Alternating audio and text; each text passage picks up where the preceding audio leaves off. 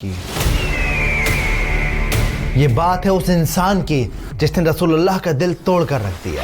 اب کوئی نہیں اس کا نام لینے والا. یہ بات ہے ابو لہب کی سورہ کوثر کی. اِنَّا أَعْطَيْنَاكَ الْكَوْثَرَ. اکثر ہم لوگ اپنی نمازوں میں سورہ کوثر کو ریسائٹ کرتے ہیں،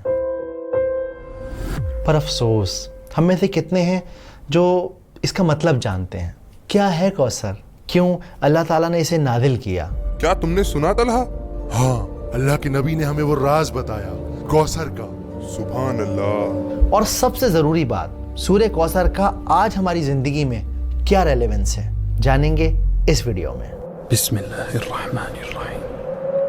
إنا أعطيناك الكوثر فصل لربك وانحر إن شانئك هو الأبتر. سورہ کوثر قرآن کی سب سے چھوٹی سورت ہے. قرآن کی بہت ساری خوبصورت باتوں میں سے خوبصورت بات یہ ہے کہ ہر آیت کے پیچھے، ہر سورت کے نازل ہونے کے پیچھے ایک کہانی ہے، ایک سچی کہانی. اور ایسا ہی ایک دل دہلا دینے والا، دل کو چیر کر رکھ دینے والا واقعہ ہے سورہ کوثر کے نازل ہونے کے پیچھے. پہلے اسے سمجھتے ہیں. مکہ کی وہ دوپہر خاموش تھی. لوگ اپنے اپنے گھروں میں آرام کر رہے تھے، مگر اللہ کے نبی خاموش بیٹھے تھے. اندر سے دبی دبی سسکیوں کی آوازیں مٹی کی دیواروں سے ٹکرا کر واپس آ رہی تھیں. ان کے بیٹے عبداللہ اللہ کو پیارے ہو گئے تھے. وہ ننھا سا جسم جو کل تک ان کے سینے سے لگ کر سانس لیتا تھا، اب مٹی کی گود میں تھا. مگر برابر والی دیوار سے ٹیک لگائے ایک آدمی کھڑا تھا. مجھے بھی بتاؤ ابو لہب، کیا معاملہ ہے؟ صبر رکھو با، صبر. یہ آدمی اور کوئی نہیں بلکہ رسول اللہ کا چچا تھا. اندر سے آتی ہر سسکی اس کے چہرے کی مسکان بن رہی تھی. اور پھر وہ خوشی سے چلایا، بطیرہ محمد، بطیرہ محمد. ختم ہو گیا محمد کا بیٹا، ٹوٹ گیا محمد کی نسل کا سلسلہ. اس کی آواز نے نبی کا دل چیر کر رکھ دیا.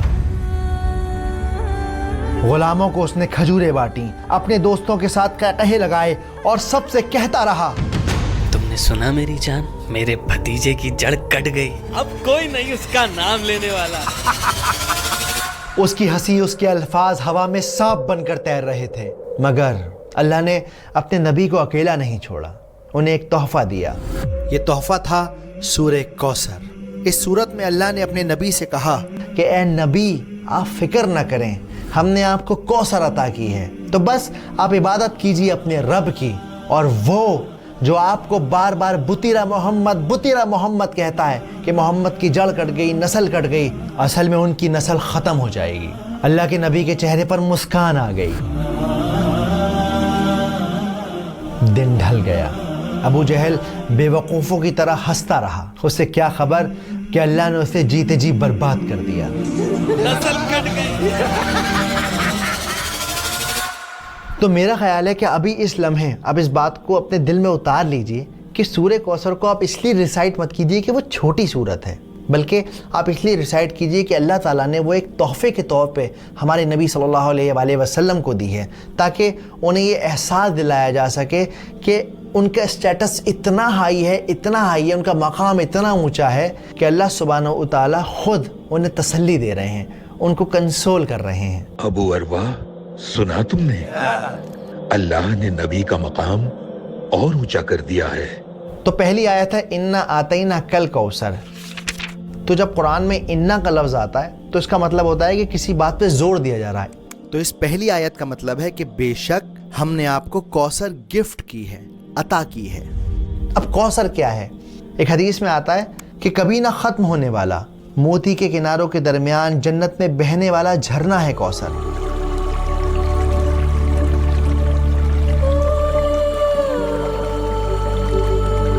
جس کا پانی برف سے ٹھنڈا ہے، جس کا پانی شہد سے میٹھا ہے اور جس کا پانی دودھ سے زیادہ سفید ہے، وہ ہے کوثر.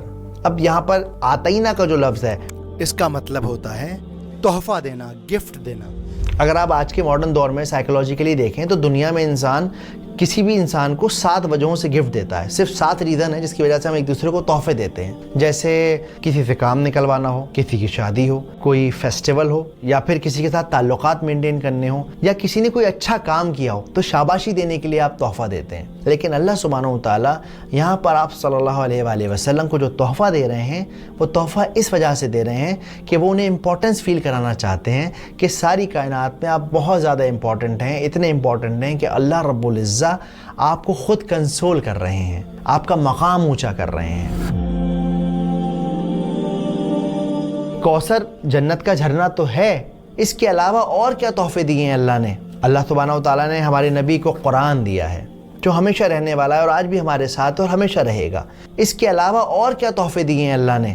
اور سب سے بڑا تحفہ یہ ہے اللہ نے اپنے نبی کا نام تا قیامت زندہ رکھا ہے, اپنے نام کے ساتھ جوڑ دیا ہے نبی کا نام. واقعی سبحان اللہ. اس کے علاوہ انہیں بیٹیاں دی ہیں. بار بار ابو لہب کہہ رہا تھا کہ بطیرہ محمد, بطیرہ محمد, کوئی لڑکا نہیں ہے ان کا, کیا نام چلے گا ان کا. لیکن آپ دیکھیں آج بھی ہم اپنی بچیوں کے نام آپ صلی اللہ علیہ وسلم کی بیٹیوں کے نام پر رکھتے ہیں, آج بھی انہیں یاد کرتے ہیں. رقیہ, فاطمہ. اس کے علاوہ اللہ سبحانہ و تعالیٰ نے آپ صلی اللہ علیہ وسلم کو صحابیوں کو تحفہ دیا جو ان کے ساتھ کھڑے تھے, جنہوں نے اپنے جسموں پہ چوٹ کھائیں صرف اس لیے کیونکہ اسلام حق کی راہ تھی, کیونکہ نبی کا پیغام تھا. تو انا اعطیناک الکوثر. اگلی آیت فصلی لربک وانحر. تو اب جب ہم نے آپ کو تحفہ دے دیا ہے تو آپ کو کیا کرنا چاہیے؟ آپ کو چاہیے کہ اپنے رب کی عبادت کریں اور قربانی کریں. دیکھو جنرلی دنیا میں 2 طرح کی عبادتیں ہوتی ہیں, ایک ہوتی ہے پرائیویٹ عبادت, ایک ہوتی ہے پبلک عبادت. پرائیویٹ عبادت کیا ہے؟ نماز پڑھنا, تہجد پڑھنا. پبلک عبادت کیا ہے؟ قربانی کرنا, اس کا گوشت لوگوں میں بانٹنا, لوگوں کی مدد کرنا. تو اللہ سبحانہ و تعالیٰ اس آیت کے اندر ان دونوں عبادتوں کا ذکر کر رہے ہیں. اب یہاں پر یہ جو ونہر کا لفظ ہے اس کا مطلب ہوتا ہے قربانی دینا. اسی لیے عید الاضحیٰ کے دن کو یعنی کہ بقرعید کے دن کو یوم النحر بھی کہا جاتا ہے, یعنی قربانی کا دن. تو فصلی لربک وانحر, عبادت کیجئے اور قربانی کیجئے. اور تیسری آیت ہے ان شانیک هو الابتر. اسکالر کہتے ہیں کہ جو شانیہ کا جو لفظ ہے, شانیہ اس کا مطلب ہوتا ہے دشمنی, لیکن ایسی دشمنی کہ انسان اس کے اندر اپنی عقل کھو دے, اس کا دماغ کام کرنا بند کر جائے. اب آپ نوٹ کریے اللہ کے رسول کے گھر میں ایک انتقال ہو گیا ہے, لیکن یہ ابو لہب یہ مذاق اڑا رہا ہے, مٹھائیاں بانٹ رہا ہے, اس کی عقل نے کام کرنا بالکل بند کر دیا. ایک انسان کی جو بیسک ہیومینٹی ہوتی ہے وہ اس کی عقل کام نہیں کر رہی. اس کی آج کے دور میں مثال ہے جو اسرائیل کر رہا ہے, چھوٹے چھوٹے بچوں کو مارنا, بوڑھوں کو مارنا, لوگ کھانا لینے آ رہے ہیں انہیں ختم کر دینا. تو یہ شانیہ کا والی نفرت ہے, ایسی نفرت ہے جس میں انسان کا دماغ کام نہیں کرتا, وہ اپنے غرور, اپنے جنون, اپنے ایگو میں رہتا ہے. تو اللہ تعالیٰ کیا کہتے ہیں؟ انا شانیک هو الابتر. اور یہ لوگ جو آپ کو کہتے تھے کہ آپ ابتر ہو جائیں گے, آپ کا نام نہیں چلے گا, کوئی آپ کو نہیں پوچھے گا, وہ خود ابتر ہو گئے. وہ جس کی جڑ کٹ گئی, جس کی نسل ختم ہو گئی, جو برباد ہو گیا, جس کو کوئی پوچھنے والا نہیں ہے. اور جو اس بات کا ثبوت ہے کہ رسول اللہ کو ساری دنیا جانتی ہے اور ابو لہب کو ہم لوگ جانتے ہیں, لیکن لعنت کے ساتھ اس کا نام لیتے ہیں.